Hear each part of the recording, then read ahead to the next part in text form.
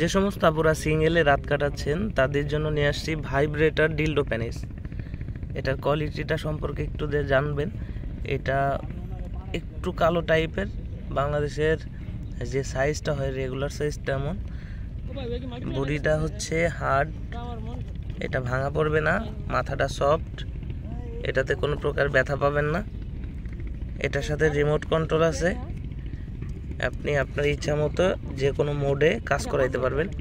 এটার ভিতরে দুইটা রিমোটের ছোট ব্যাটারি থাকে, দিয়ে এখানে চাপ দিলে এটা ভাইব্রেশন হবে।